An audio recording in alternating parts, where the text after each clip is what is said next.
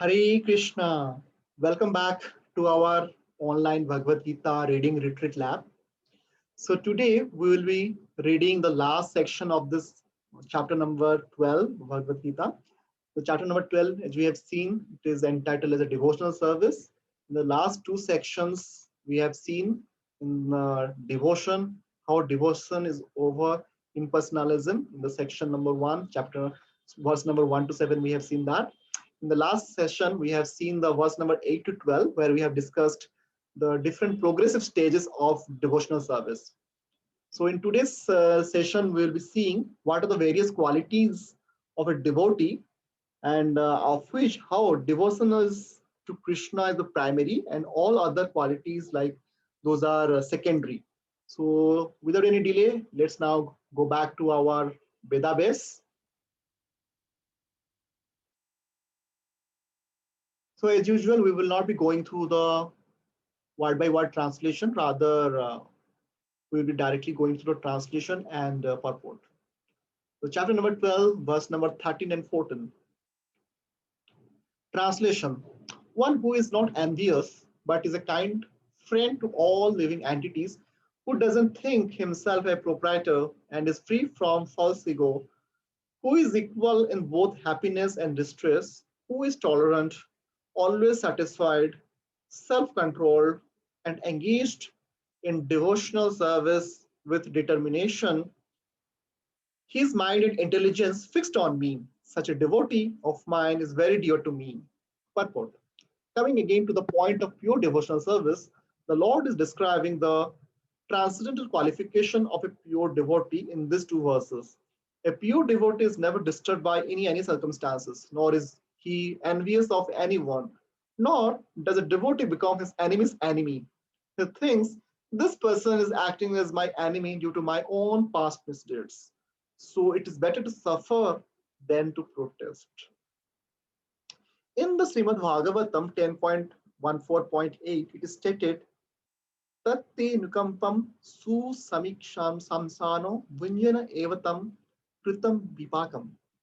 Whenever a devotee is in distress or has fallen into difficulty, he thinks that it is the Lord's mercy upon him. He thinks, thanks to my past misdeeds, I should suffer far, far greater than I am suffering now. So it is by the mercy of the Supreme Lord that I am not getting all the punishment I am due. I am just getting a little by the mercy of the Supreme Personality of Godhead. Therefore, he is always calm, quiet, and patient, despite many distressful conditions. A devotee is always kind to everyone, even to his enemy. Nirmama refers, Nirmama means that a devotee doesn't attach much importance to the pains and trouble pertaining to the body because he knows perfectly well that he is not the material body. He doesn't identify with the body. Therefore, he is freed from the conception of false ego and is equipoised in happiness and distress. He is tolerant and he is satisfied with whatever comes by the grace of the Supreme Lord. He doesn't endeavor much to achieve something with great difficulty. Therefore, he is always joyful. He is a completely perfect mystic because he is fixed in the instructions received from the spiritual master. And because his senses are controlled, he is determined. He is not swayed by false arguments because no one can lead him from the fixed determination of devotional service. He is fully conscious that Krishna is the eternal Lord, so no one can disturb him. All these qualifications enable him to fix his mind and intelligence entirely on the Supreme Lord. Such a standard of devotional service is undoubtedly very rare, but a devotee becomes situated in that stage by following the regulative principles of devotional service. Furthermore, the Lord says that such a devotee is very dear to him, for the Lord is always pleased with all his activities in full Krishna consciousness. Now we will move to the next verse, chapter number 12, verse number 15. Translation: He by whom no one is put into difficulty and who is not disturbed by anyone, who is equipoised in happiness and distress, fear and anxiety, is very dear to me. Purport: A few of a devotee's qualifications are further being described. No one is put into difficulty, anxiety, fearfulness, or dissatisfaction by such a devotee. Since the devotee is kind to everyone, he doesn't act in such a way to put others into anxiety. At the same time, if others try to put a devotee into anxiety, he is not disturbed. It is by the grace of the Lord that he is so practiced that he is not disturbed by any outward disturbance. Actually, because the devotee is always engrossed in Krishna consciousness and engaged in devotional service, such material circumstances cannot move him. Generally, a materialistic person becomes very happy when there is something for his sense gratification and his body. But when he sees that others have something for their sense gratification and he has not, he is sorry and envious. When he is expecting some retaliation from an enemy, he is in a state of fear. And when he cannot successfully execute something, he becomes dejected. A devotee who is always transcendental to all these disturbances is very dear to Krishna. Now we will move to the next verse, that is chapter number 12, verse number 16. Translation: My devotee who is not dependent on the ordinary course of activities, who is pure, expert, without chaos, free from all pains, and is not striving for some result, is very dear to me. Purport: Money may be offered to a devotee, but he should not struggle to acquire it. If automatically, by the grace of the Supreme, money comes to him, he is not agitated. Naturally, a devotee takes a bath at least twice in a day and rises in the morning for devotional service. Thus, he is naturally clean both inwardly and outwardly. A devotee is always expert because he fully knows the essence of all activities of life and he is convinced of the authoritative scriptures. A devotee never takes the part of a particular party, therefore, he is carefree. He is never pained because he is free from all designations. He knows that his body is a designation. So if there are some bodily pains, he is free. The pure devotee doesn't endeavor for anything which is against the principles of devotional service. For example, constructing a big building requires great energy, and a devotee doesn't take to such business if it doesn't benefit him by advancing his devotional service. He may construct a temple for the Lord, and for that he may take all kinds of anxiety, but he doesn't construct a big house for his personal relations. Now we will move to the next verse, chapter number 12, verse number 17. Translation: One who neither rejoices nor grieves, who neither laments nor desires, and who renounces both auspicious and inauspicious things, such a devotee is very dear to me. Purport: A pure devotee is neither happy nor distressed over material gain and loss, nor is he very much anxious to get a son or disciple, nor is he distressed by not getting them.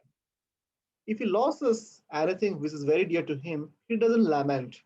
Similarly, if he doesn't get what he desires, he is not distressed.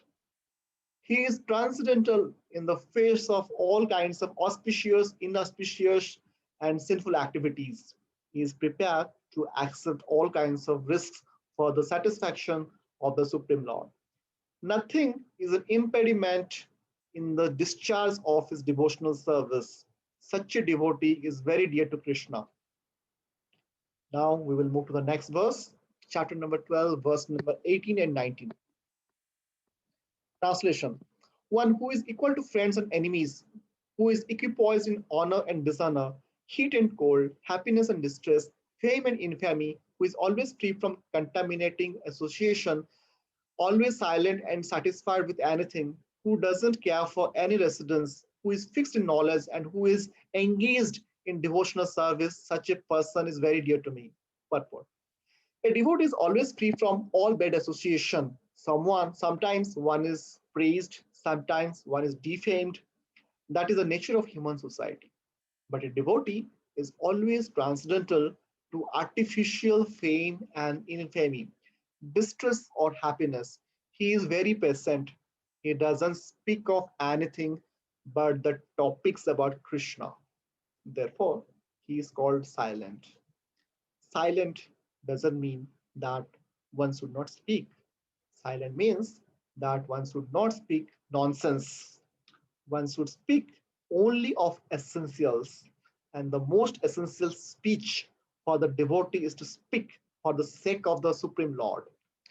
A devotee is happy in all conditions. Sometimes he may get very palatable foodstuffs, sometimes not, but he is satisfied. Nor does he care for any residential facility. He may sometimes live underneath a tree and he may sometimes live in a very palatial building. He is attracted to neither.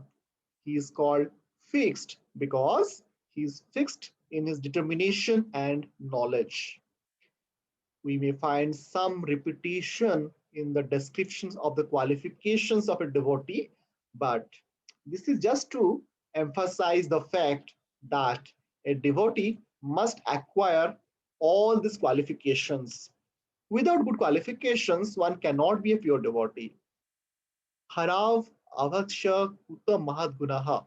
One who is not a devotee has no good qualification. One who wants to be recognized as a devotee should develop the good qualifications. Of course, he doesn't extraneously endeavor to acquire these qualifications, but engagement in Krishna consciousness and devotional service automatically helps him develop them. Now we will move to the next verse. That is the last verse of this chapter.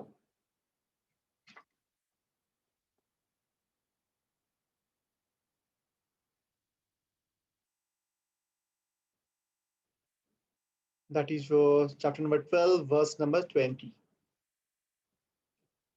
Translation. Those who follow this imperishable path of devotional service and who completely engage themselves with faith, making me the supreme goal, are very, very dear to me. Purport. In this chapter, from verse 2 through the end, from Maya Avesho Manayamam, fixing the mind on me through Yetu Dharma Matram Idam, this religion of eternal engagement, the Supreme Lord has explained the processes of transcendental service for approaching Him. Such processes are very dear to the Lord, and He accepts a person engaged in them. The question of who is better, one who is engaged in the path of impersonal Brahman, or one who is engaged in the personal service of the Supreme Personality of Godhead, was raised by Arjuna. And the Lord replied to him so explicitly that there is no doubt that devotional service to the personality of Godhead is the best of all processes of spiritual realization.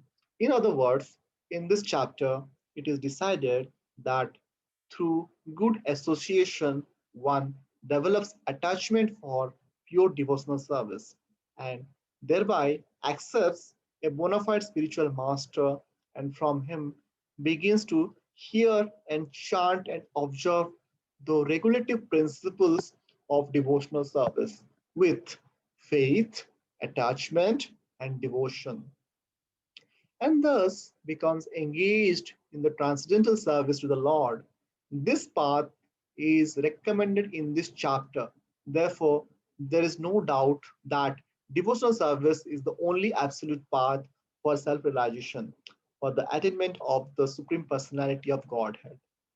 The impersonal conception of the Supreme Absolute Truth, is, as described in this chapter, is recommended only up to the time one surrenders himself for self realization. In other words, as long as one doesn't have the chance to associate with a pure devotee, the impersonal conception may be beneficial. In the impersonal conception of the absolute truth, one works without fruitive result, meditates and cultivates knowledge to understand spirit and matter. This is necessary as long as one is not in the association of a pure devotee. Fortunately, if one develops directly a desire to engage in Krishna consciousness in pure devotional service, he doesn't need to undergo step by step improvements in spiritual realization. Devotional service, as described in the middle six chapters of Bhagavad Gita, is more congenial. One need not bother about materials to keep body and soul together because by the grace of the Lord, everything is carried out automatically. Thus ends the Bhakti Vedanta purpose to the 12th chapter of the Srimad Bhagavad Gita in the matter of devotional service. So, this is the last part of your Bhagavad Gita's verse number 13 to 20. So, whatever we have seen here, if you see, after describing those different stages of devotion, Krishna basically now enumerates all the transcendental qualities that are automatically achieved whenever you are following a path of devotional service or becoming a bhakti yogi. And it really endears the devotee to Krishna. After pointing out all these qualities, further substantiates the theme of the chapter 12. And Krishna explains that bhakti is the best method of spiritual advancement.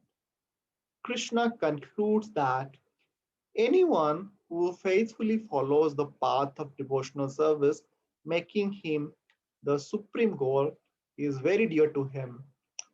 The question of who is better, the personalist or impersonalist, which we have seen in the initial section of this particular chapter, is now resolved.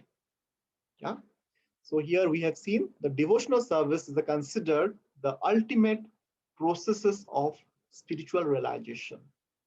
Now we will stop here, and in the next session we will start with the next chapter or the part of Jnana Yoga. So the chapter 13, which will be all about nature, the enjoyer, and consciousness. So looking forward to meeting all of you again. Hare Krishna.